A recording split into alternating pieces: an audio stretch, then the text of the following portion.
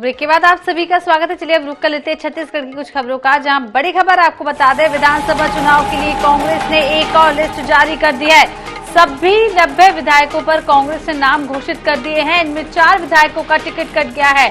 Kasdol, Saraipali, Mahasamund, Sihawa seat पर कांग्रेस ने विधायकों का टिकट काटकर नए प्रत्याशी उतारे हैं। वहीं धमतरी सीट पर 2018 में कांग्रेस से गुरुमुख सिंह होरा चुनाव लड़े थे, जो हार गए थे। उनका भी टिकट काटकर ओमकार साहू को टिकट दे दिया गया है।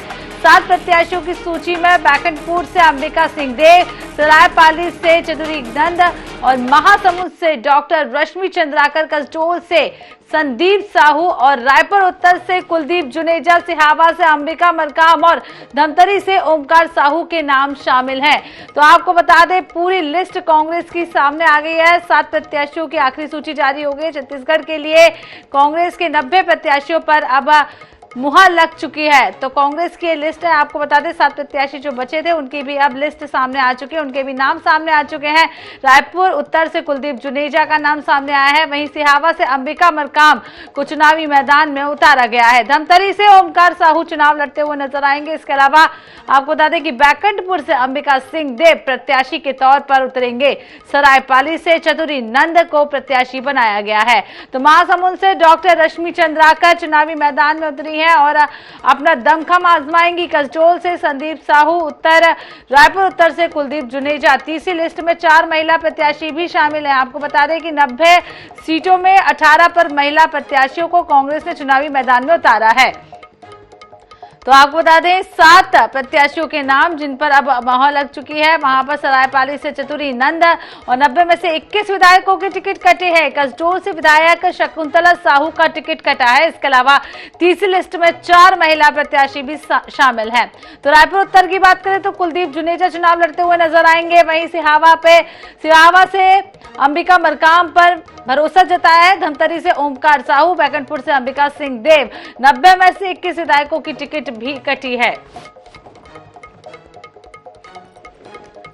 तो चलिए अब ग्राफिक्स के जरिए समझ लेते हैं किन किन के नाम की घोषणा हुई है। तो रायपुर उत्तर से कुलदीप जुनेजा चुनावी मैदान में उतरेंगे। इसके अलावा कसडोल से संदीप साहू पर कांग्रेस ने भरोसा जताया है। आगे बढ़ते हैं, आगे की बात करें तो यहां पर बैकुंठपुर से अंबिका सिंह देव को प्रत्याशी बनाया गया है।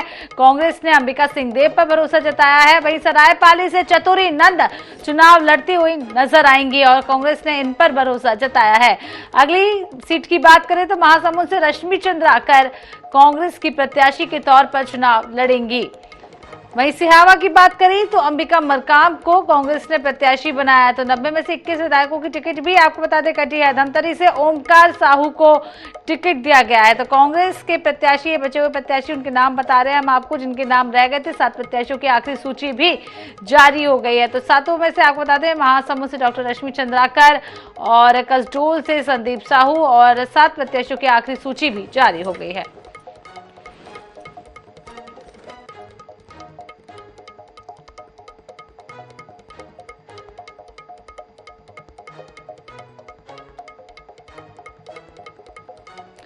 तो एक और बड़ी खबर रायपुर से, जहां विधानसभा चुनाव के लिए उम्मीदवारों का ऐलान आपने जारी की है। चौथी लिस्ट में 12 उम्मीदवारों के नाम। रायपुर उत्तर से विजय गुरुबख्शानी और आरंग से परमानंद जांगड़े। वहीं वृंदावन वागड़ से भागीरथ माझी और रायगढ़ से गोपाल बापुरिया, खल्लारी से नीलम ध्रुव और बलौदाबाजार से संतोष सेदू को टिकट दिया गया है।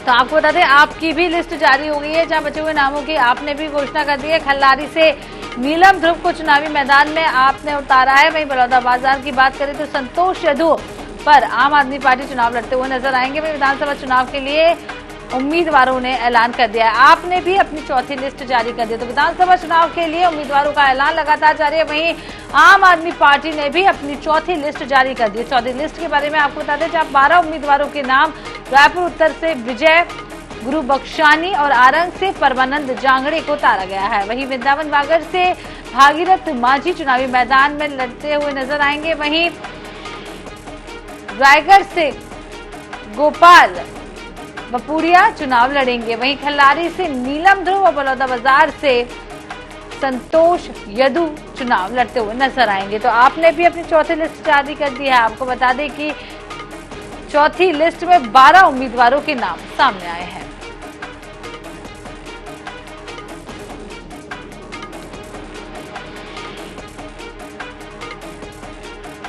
इधर छत्तीसगढ़ में विधानसभा चुनाव की सरगर्मी के बीच में अब टिकट से वंचित नेता बगावती तेवर दिखा रहे हैं।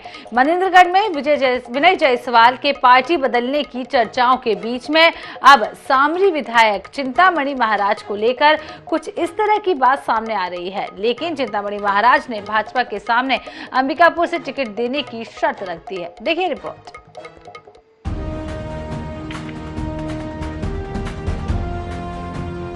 सामरी के कांग्रेस विधायक चिंतामणि महाराज को इस बार पार्टी ने टिकट नहीं दिया, जिससे वो नाराज बताए जा रहे हैं। इस बीच रविवार को श्रीकोट में विधायक चिंतामणि महाराज के द्वारा आयोजित काली माता की मूर्ति के प्राण प्रतिष्ठा कार्यक्रम में भाजपा नेता बृजमोहन अग्रवाल पहुंचे, जिससे राजनीतिक गलियारों में चिंतामणि महाराज के भाजपा में शामिल होने को लेकर चर्चा तेज हो गई।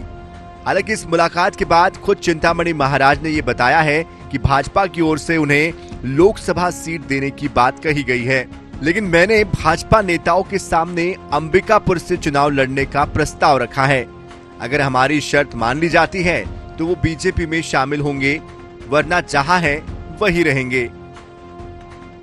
अगर आप हमको बुला रहे हैं तो आप हमको अंबिकापुर से लड़ाइए। अभी वहाँ कोई सीट आप तय भी नहीं किए हैं, बाकी सभी जगह सीट तय हो गया है। अंबिकापुर सीट अभी तय नहीं, उसे लड़ा 6 महीने के बाद में आप लोकसभा भेजना चाहते हैं, लोकसभा भेज दीजिए। अभी जो विधानसभा लड़ना चाहते हैं 6 महीने बाद लड़ा। इधर सामरी में कांग्रेस विधायक चिंतामणि महाराज से मुलाकात के बाद पूर्व मंत्री बृजमोहन अग्रवाल ने कहा है कि उनके साथ अन्याय हुआ है। भाजपा के विचारों से पहले भी वो सहमत रहे हैं, आगे भी सहमत होंगे। इधर सीएम ने इस पूरे मामले पर ये कहा कि इसमें कोई सच्चाई अभी तक दिखाई नहीं दे रही है। चुनाव में बहुत से लोगों के बारे में गॉसिप चलते रहते हैं। देखिए, चिंतामणि महाराज जी के साथ में जो कुछ हुआ है वो अन्याय हुआ है और वो दुखी हैं। हम उनके दुख में भागीदार बनने आए। न्याय करेंगे। अब न्याय तो कांग्रेस पार्टी में हुआ है, कांग्रेस पार्टी न्याय करेगी। नहीं आप न्याय करेंगे। कांग्रेस पार्टी न्याय करेगी उनके साथ में। और भारतीय जनता पार्टी के विचारों से तो पहले से सहमत हैं और आगे भी सहमत होंगे। कोई सच्चाई तो अभी तक दिखाई नहीं दिया। बहुत लोगों के बारे में बहुत सारे गॉसिप चलते रहते हैं, तो उस अफवाह में हम लोगों को ध्यान नहीं देना है। कांग्रेस में टिकट बंटवारे के बाद पहले अंतागढ़ विधायक अनूप नाग ने बगावती तेवर दिखाए, उसके बाद मनेंद्रगढ़ और अब सामरी। हालांकि सामरी विधायक चिंतामणि महाराज ने भाजपा के सामने शर्त रख दी है। अब ये देखना दिलचस्प होगा कि क्या भाजपा चिंतामणि महाराज की शर्त मानती है, क्योंकि पार्टी ने अभी अंबिकापुर से प्रत्याशी की घोषणा नहीं की है। रायपुर से INS 24/7 के लिए स्वप्निल गोरखेड़े की रिपोर्ट। इधर सामरी विधायक चिंतामणि महाराज के बीजेपी में शामिल होने की खबरों पर डिप्टी सीएम सिंहदेव ने कहा है कि महाराज पार्टी छोड़ने का फैसला नहीं करे तो बेहतर होगा। कांग्रेस में सबके लिए जगह है। चिंतामणि महाराज बीजेपी से कांग्रेस में आए थे, कांग्रेस ने जितना हो सका उनके लिए किया है। वहीं रायपुर में सीएम भूपेश बघेल ने इस मुद्दे पर कहा है कि बहुत लोगों की बात होती है, हवाबाजी भी होती है, लेकिन इसमें कोई सच्चाई नहीं है। सीएम भूपेश बघेल ने यह भी कहा है कि हमें अफवाहों पर ध्यान नहीं देना चाहिए। की इच्छा है, हम लोग तो चाहेंगे कि जो कांग्रेस की नीति रीति से और कांग्रेस पार्टी से विचार से और मन से जुड़े हैं वो कांग्रेस में ही रहें। टिकट तो आज मिलता है, कल नहीं मिलता है, ये प्रक्रिया एक अलग रहती है। कांग्रेस में जगह सबके लिए है, तो पार्टी नहीं छोड़ने का निर्णय अगर लेंगे तो बेहतर रहेगा। हालांकि वो पहले भाजपा में ही थे, भाजपा से कांग्रेस में आए थे, कांग्रेस ने उनके लिए जो बना उतना किया। आज स्थिति अगर दूसरी है तो परिवार इतने जल्दी नहीं छोड़ना चाहिए, उनको विचार करना चाहिए। बाकी कोई सच्चाई तो अभी तक दिखाई नहीं दिया। बहुत लोगों के बारे में बहुत सारे गॉसिप चलते रहते हैं, तो उस अफवाह में हम लोग को ध्यान नहीं देना है।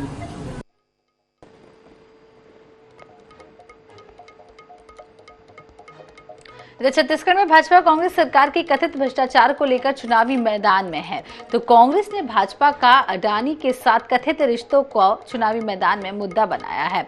दोनों ही पार्टी के स्टार प्रचारकों का फोकस भी इन्हीं मुद्दों पर है। इन सबके बीच में स्थानीय मुद्दे गायब दिखाई दे रहे हैं। देखिए रिपोर्ट।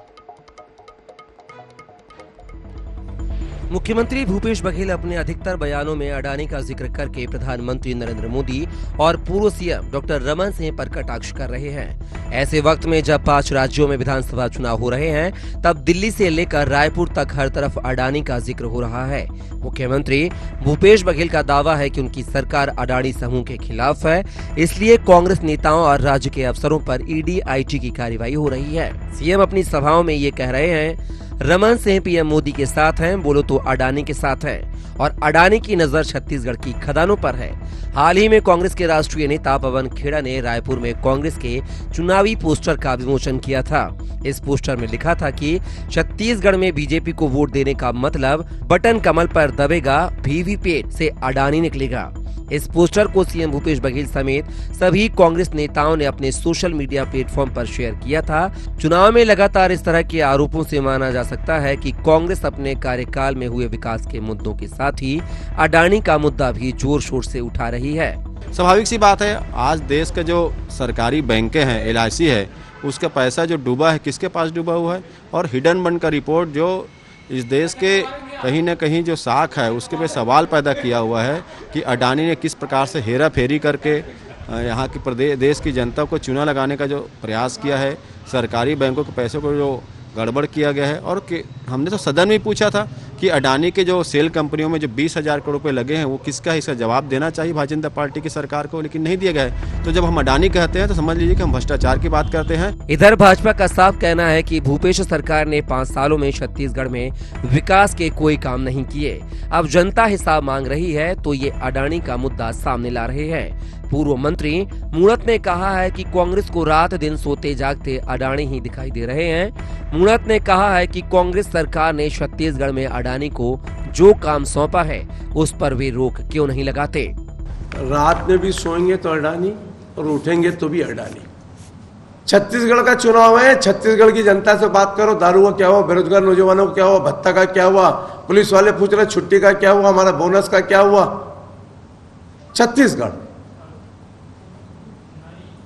और अडानी से प्रेमोपद है तो यार वो उसका टेंडर कैंसिल काहे नहीं कर देते। छत्तीसगढ़ में विधानसभा के लिए मतदान की तारीख जैसे जैसे करीब आ रही है, मुद्दा भी वैसे ही ज्यादा तीखा होता जा रहा है। भाजपा के कांग्रेस सरकार पर घपले घोटाले के आरोपों का जवाब कांग्रेस अडानी से भाजपा का रिश्ता बता कर दे रही है। अब चुनावी रण में जनता किसकी बात पर यकीन कर जनादेश देती है, ये देखने वाली बात होगी। रायपुर से INS 24/7 के लिए स्वप्निल गौरखेड़े की रिपोर्ट। इधर जोगी कांग्रेस के प्रदेश अध्यक्ष अमित जोगी ने कांग्रेस नेता अटल श्रीवास्तव के बयान पर पलटवार कर दिया है। उन्होंने कहा है कि बीजेपी और कांग्रेस दोनों सत्ता में रही है, दोनों ने प्रदेश की जनता के साथ अन्याय किया है। उन्होंने अटल श्रीवास्तव के आरोप पर सफाई भी दी है और कहा है कि भाजपा से मेरी किसी तरह की कोई डील नहीं हुई है। दरअसल अटल श्रीवास्तव ने कहा था कि कांग्रेस को हराने के लिए अमित जोगी ने 25 सीटों पर भाजपा एक बड़ी डील की है।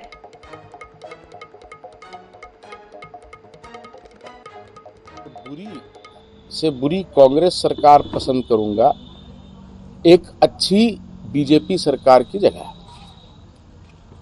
मेरी क्या डील हुई है फिर?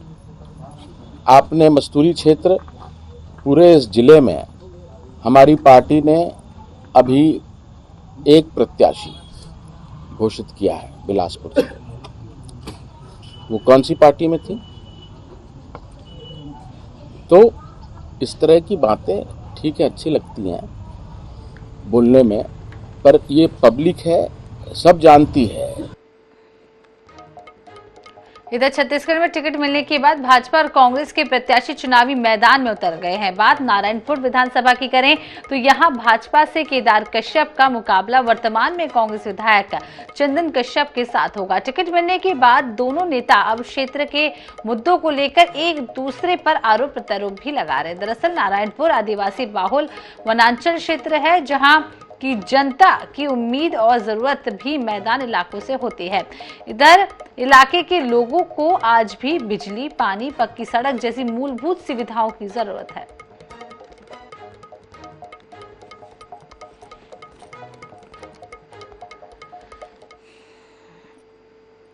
एक बार फिर से मुझ पर भरोसा किया कांग्रेस ने, क्योंकि छत्तीसगढ़ के मुख्यमंत्री आदरणीय भूपेश बघेल जी के साथ हमने 5 साल काम किया। 5 साल में 2 साल तो कोरोना काल के समय का आदमी को देखना नहीं था, बाहर निकलना, तो फिर भी हमने घूम घूम के लोगों को संपर्क किया और उसके बावजूद जो 15 साल तक भारतीय जनता पार्टी सरकार ने नहीं किया था, उन कामों को हमने कर दिया।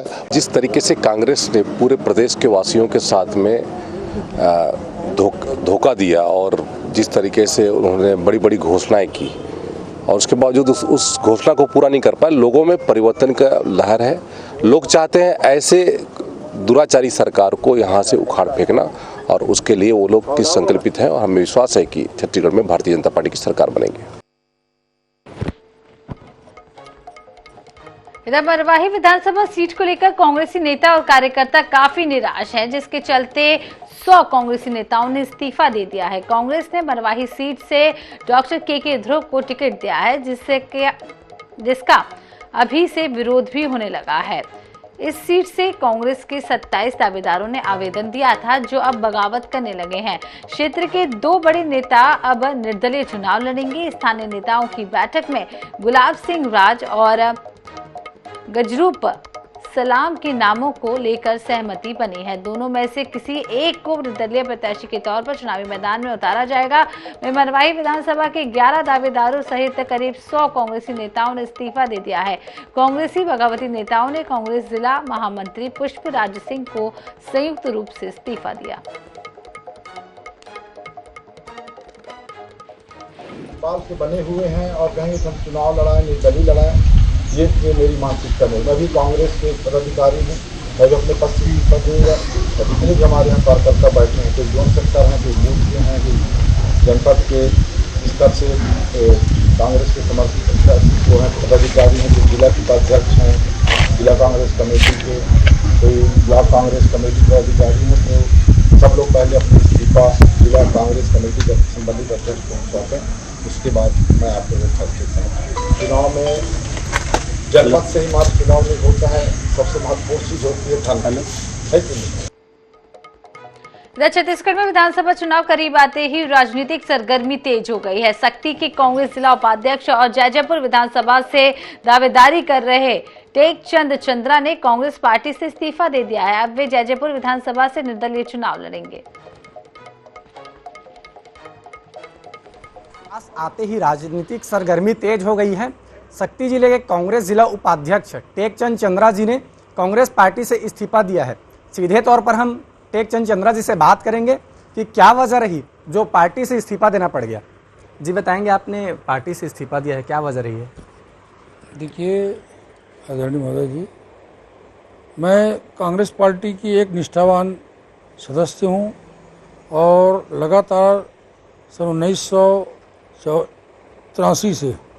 1983 से पार्टी की सेवा करते करते अभी तक पार्टी की सेवा किया हूँ।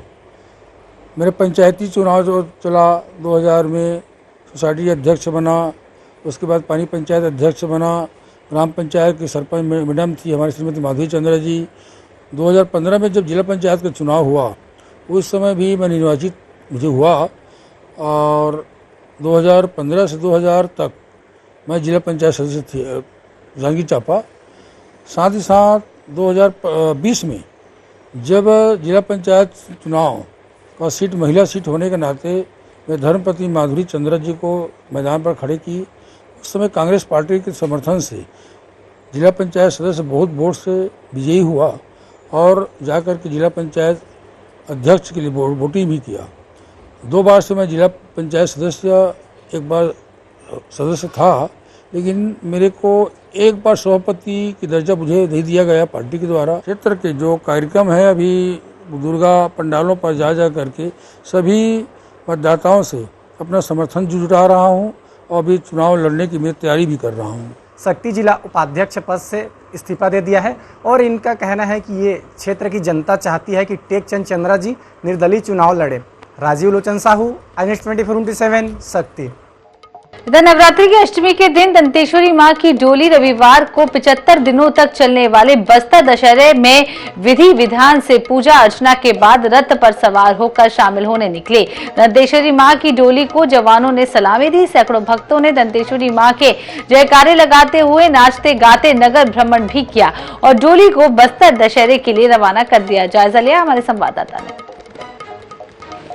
कि आज जो है अष्टमी की तिथि है और पूर्वज से जो है यथावत जो है पंचमी के दिन माई जी की जो है डोली और छत्र माई जी के द्वार तक जो है निकासी उसकी हो जाती है और पूजा अर्चना के साथ वहां स्थापित करते हैं। और अष्टमी के दिन जो है विश्व प्रसिद्ध बस्तर दशहरा के लिए मां दंतेश्वरी की डोली और छत्र ये जो है जगदलपुर के लिए जिया डेरा में प्रस्थान हो जाती है। और आज जो है इतने श्रद्धालुगणों का जो भीड़ जो उमड़ पड़ी है माता के एक झलक एक दर्शन के लिए। की आज अष्टमी है और अष्टमी में मां दंतेश्वरी की जो डोली है बस्तर के दशहरे में शामिल होने के लिए निकली है। देख सकते हैं कि हम मां दंतेश्वरी के दरबार में देखिए मां दंतेश्वरी की डोली जा रही है और भक्तों का तांता लगा हुआ है। आपको बता दूं कि जो बस्तर का दशहरा है 75 दिनों तक चलने वाला अपने आप में दशहरा है, जहां पर बस्तर के दशहरे में रावण का दहन नहीं होता है और यह दशहरा परंपराओं से चलने वाला दशहरा। देख सकते हैं कि पूरा भक्तों का यहाँ पर तांता लगा हुआ है। भक्त चारों ओर से उमड़े हुए हैं और जो बस्तर के दशहरे में शामिल होने के लिए आए। ये जो परंपरा है 700 सालों से चली आ रही है। बस्तर के दशहरे में माई जी की डोली शामिल होती है। इसी डोली में शामिल होने के लिए भक्त यहाँ पर निकले हुए हैं। INH के लिए पंकज सिंह भदौरिया, दंतेवाड़ा।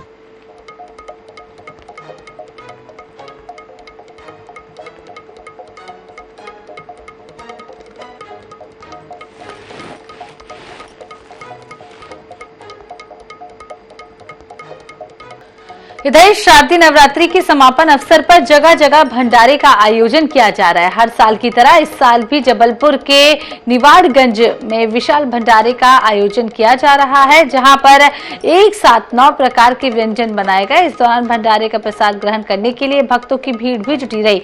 मौके का जायजा लिया हमारे संवाददाता संजय साहू ने। जबलपुर की हम बात करें तो जबलपुर भंडारों का शहर कहा जाता है और भंडारा अनेक स्थानों पर होते हैं। तरह तरह के भंडारे लोगों को खिलाए जाते हैं।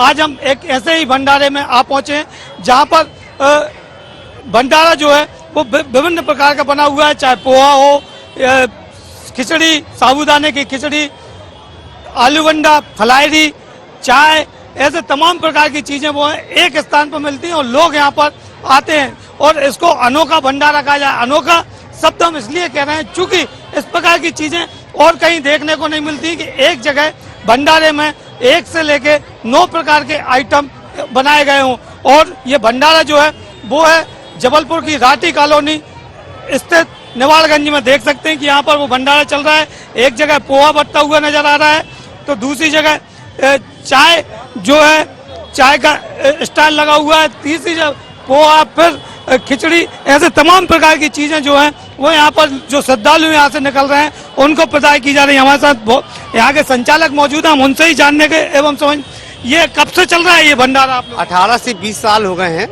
और हमें तो वो पर्व याद आ रहा है कि जब हमने शुरुआत करी थी पूरी सब्जी से, फिर उसके बाद है ना लोग जोड़ते गए, कारवा बनता गया। इस प्रकार के व्यंजन रखे हैं इस बार? आलू बंडा, आइसक्रीम, खिचड़ी, चाय, पोहा, पास्ता, चाइनीज वगैरह, और भी अष्टमी के दिन अलग रहेगा, नवमी के दिन अलग रहेगा। ये सब बदलते रहते हैंगे हर वर्ष। अगले वर्ष कुछ और नया, पिछले वर्ष कुछ और था, इस वर्ष कुछ और। पिछले वर्ष कुछ और था, इस वर्ष कुछ और। क्या लगता है कि मतलब आप लोगों के मन में कहाँ से आया कि ये भंडारा करना चाहिए? हमारे एक बहुत पुराने मित्र रहे, छोटे भाई जैसे, उनने शुरुआत की थी, अनिल केसरवानी, और हम लोग सब ने मिलके शुरुआत की थी 18 वर्ष पूर्ण। उसी परंपरा को आगे बढ़ाते हुए हम लोग सब भंडारा प्रारंभ किया। मैं जय किसान बीज भंडार से हूँ, बलदेव बाग में। पूरा सपोर्ट किया यहाँ के लिए। 10 किलो शक्कर, 2 किलो चाय पत्ती। तो देख सकते हैं कि यहाँ पर लोग जो हैं वो अपना बता रहे हैं कि हम भी सहयोग करते हैं। तमाम प्रकार की जो व्यवस्थाएं यहाँ पर व्यवस्थाएं होती हैं, और खासतौर से अगर हम बात करें नवालगंज घाटी कॉलोनी की, तो ये जो परंपरा है वो लगातार जो है वो करने का प्रयास ये लोग करते हैं, और यही कारण है कि अब ये सफलता की ओर अग्रसर हो चुका है। जबलपुर से हमारे सहयोगी अनूप लाल के साथ संजय साहू, INS 24x7।